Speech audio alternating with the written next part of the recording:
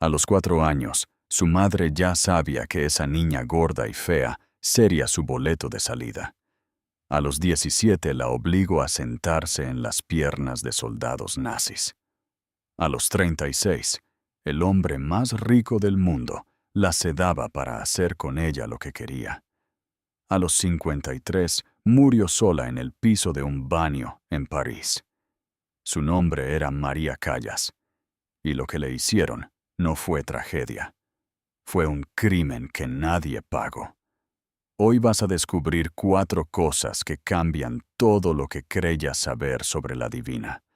Las cartas donde María nombra a quienes abusaron de ella, empezando por su propia madre. El secreto brutal detrás de su transformación física y lo que le costó a su voz. Una tumba sin nombre donde cantaba de noche en secreto. Y el certificado médico que revela la verdadera causa de su muerte, una causa que ocultaron durante 40 años. Te aviso cuando llegue cada una. Si te vas antes del final, te pierdes la parte que más han intentado borrar de la historia. Pero antes de hablar de cómo murió, necesitas entender cómo nació. Porque el infierno de María Callas comenzó el día exacto en que llegó al mundo. Nueva York, 2 de diciembre de 1923. Una pareja de inmigrantes griegos espera el resultado de un parto difícil. Evangelia lleva 9 meses rezando por un varón que reemplace al hijo que perdió 2 años antes. Basilio, su niño de 2 años, muerto de meningitis. El dolor que nunca superó. El parto termina. La enfermera le acerca al bebé. Es niña. Evangelia ni siquiera la mira. Se voltea hacia la pared. Cierra los ojos. Pasan 4 días. 4 días completos. Esa recién nacida sigue sin nombre. Los padres ni siquiera fueron a registrarla. Mandaron a un conocido. El primer acto oficial en la vida de María Callas fue el rechazo absoluto de quienes debían amarla. Una bebé de 4 días, sin nombre, sin que nadie la abrace, sin que nadie la mire con amor. Esa herida nunca cerró. María creció siendo todo lo que su madre odiaba. Gorda, miope, con gafas gruesas, torpe, con acné que le cubría la cara. Su hermana Yaquinti era otra historia. Delgada, de rasgos finos, la favorita absoluta. María era la sombra, el error, la decepción viviente. Años después, cuando ya era la soprano más famosa del mundo, María dijo en una entrevista que su hermana siempre fue la preferida, que ella era el patito feo, y que es cruel hacer que una niña se sienta fea y no deseada. Una mujer adulta en la cima de su carrera, recordando con dolor el rechazo de su infancia. La herida seguía abierta. Pero Evangelia descubrió algo cuando María tenía 4 años. La niña cantaba. Y su voz no era normal. Era un fenómeno que ningún profesor había escuchado en décadas. Una voz que parecía venir de otro mundo. Pero su madre no vio una hija con talento. Vio un producto, una mercancía. Desde ese momento, la infancia de María terminó. Clases de piano de 6 horas a los 5 años. Clases de canto de 10 horas a los 8. Mientras otras niñas jugaban, María practicaba escalas hasta que le sangraba la garganta, hasta que se desmayaba de agotamiento, y su madre le repetía siempre lo mismo. Eres gorda, eres fea. Lo único que tienes es esa voz. Recuerda esa frase. María la escuchó miles de veces. Se la grabaron en el alma con fuego. Esa creencia la impulsaría a la gloria. y luego la destruiría. En 1937, Evangelia se lleva a María, Grecia. En Atenas conoce a Elvira de Hidalgo, una soprano española retirada que se convierte en la única persona que la amaría sin condiciones. Le enseñó técnica vocal, el bel canto italiano, el arte de moverse en el escenario. Pero sobre todo le dio algo que María nunca había tenido: afecto sin condiciones, amor real. María siempre la llamo mi madre artística, porque la biológica solo la veía como inversión. Sin embargo, el daño ya estaba hecho. María no sabía cómo recibir amor, no confiaba en él, y esa desconfianza la haría vulnerable a hombres que sabían exactamente cómo explotar sus heridas. Y aquí llega la primera revelación: las cartas donde María nombra a quienes abusaron de ella. 1940. Los ejércitos fascistas invaden Grecia. María tiene 17 años, atrapada en un país destrozado por la guerra, sin comida, sin dinero, sin forma de escapar. Existen cartas que María escribió años después, cartas que su familia intentó destruir, cartas que la biógrafa Lindsay Spence encontró décadas más tarde. En ellas, María describe cómo su madre la llevaba a reuniones con oficiales alemanes, la obligaba a sentarse en sus piernas, les permitía tocarla, todo a cambio de latas de comida, de raciones militares, de la diferencia entre morir de hambre y sobrevivir un día más.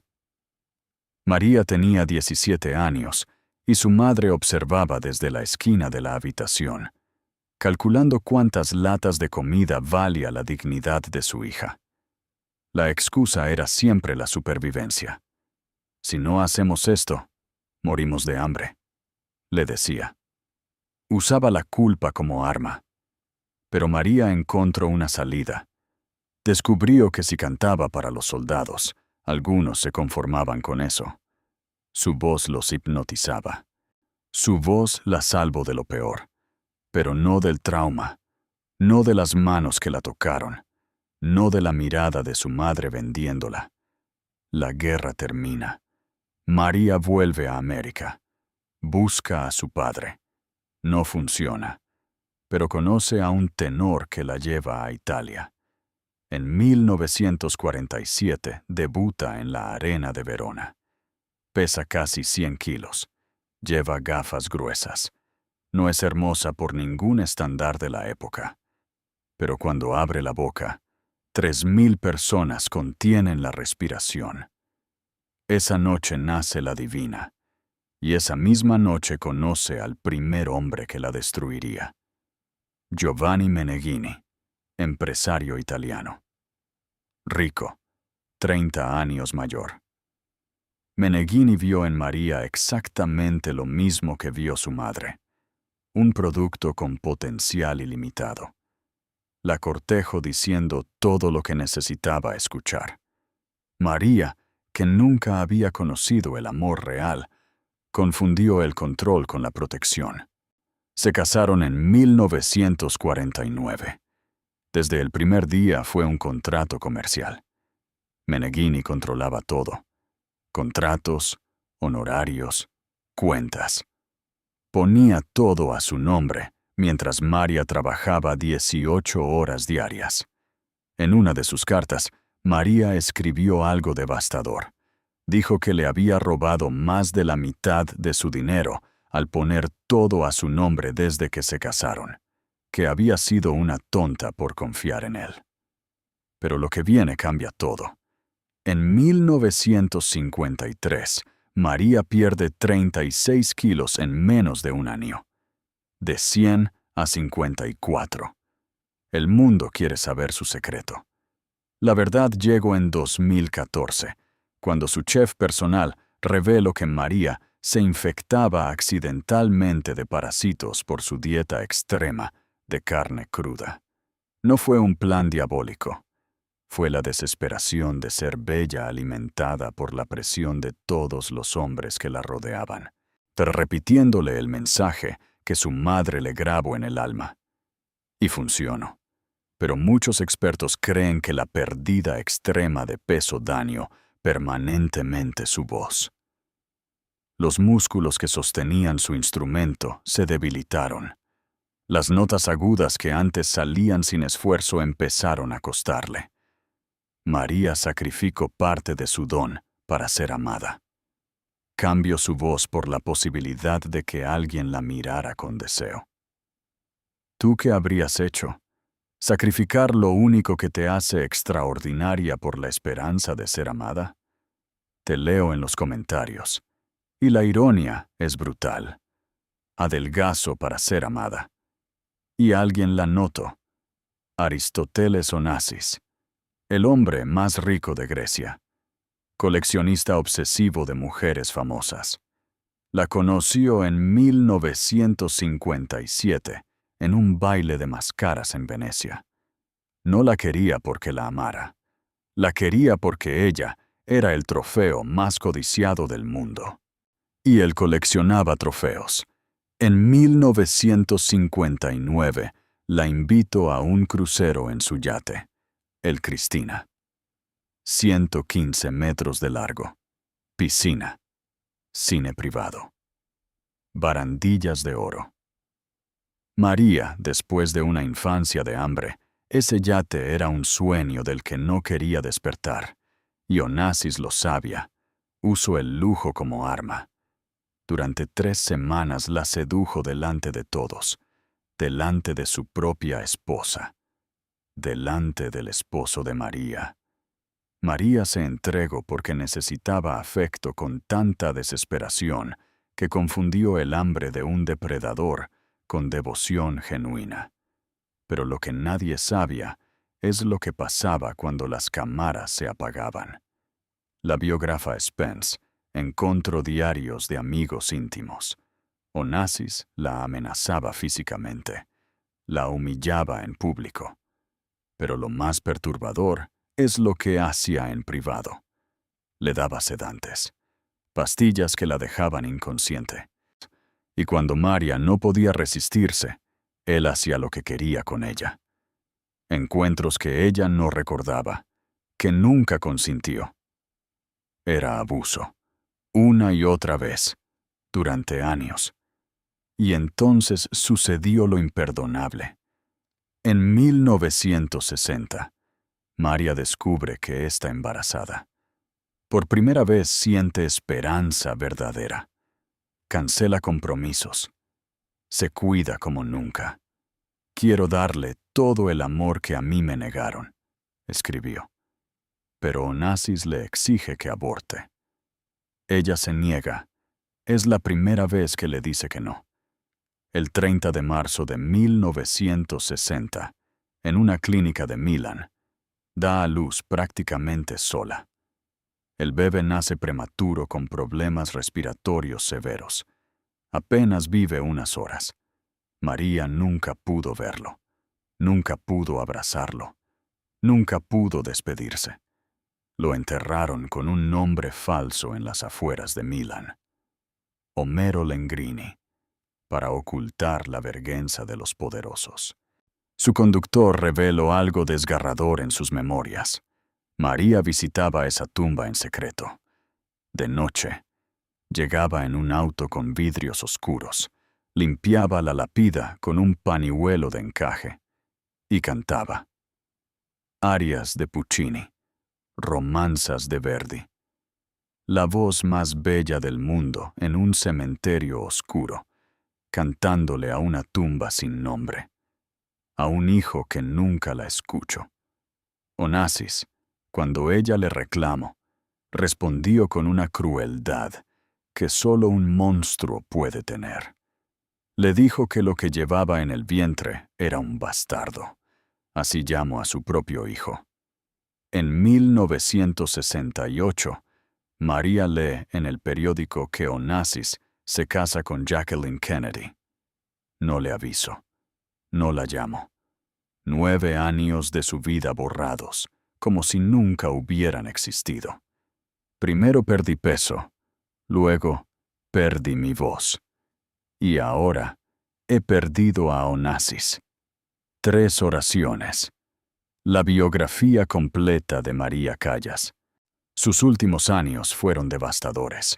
Se recluyó en su apartamento de París. Se automedicó con sedantes, los mismos que Onassis usaba con ella. Dejó de comer. Rechazo a todos. Los vecinos escuchaban grabaciones de ópera a las 3 de la madrugada. La voz joven de María resonando en un departamento donde la mujer que la había producido ya no podía hablar sin que le temblara la garganta. Y aquí llega la cuarta revelación. En 2002, su médico personal reveló que María padecía dermatomiositis, una enfermedad autoinmune que destruye los músculos del cuerpo. Todos, incluyendo los de la laringe, incluyendo los del corazón. María Callas no perdió la voz por estrés emocional. La perdió porque una enfermedad estaba destruyendo sus músculos desde adentro. Y había dejado de tomar sus medicamentos. Sin los corticoides. La enfermedad avanzó sin control. 16 de septiembre de 1977. París. Se despierta con un dolor punzante en el costado izquierdo. Intenta levantarse. Sus piernas no responden. Cae al piso del baño. Su sirvienta la encuentra minutos después. Ya no responde. Ya no respira. María Callas murió sola. En un baño. Lejos de los escenarios que la adoraron. Lejos de los hombres que la usaron. Lejos del hijo que nunca pudo abrazar. La voz más bella del siglo XX se apagó sin que nadie la escuchara. Lo único que tienes es tu voz. La mentira más cruel que le contaron. María Callas tenía mucho más que su voz. Tenía un corazón capaz de amar sin límites.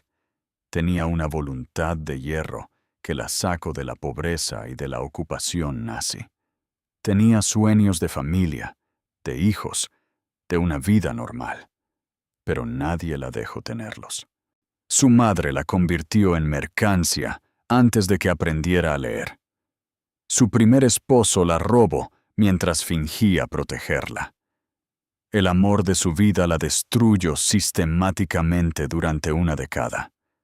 La voz se apagó, pero el dolor quedó, grabado en cartas que nadie debía leer, en tumbas que nadie debía encontrar, en certificados médicos que nadie debía revelar. María Callas fue la voz del siglo XX y la víctima del siglo XX. Si contamos su historia completa, quizás las próximas Marias tengan la protección que ella nunca recibió. Si quieres que más personas conozcan esta historia, suscríbete, para que la voz de María finalmente sea escuchada completa, sin censuras, sin omisiones, sin proteger a quienes no merecen protección.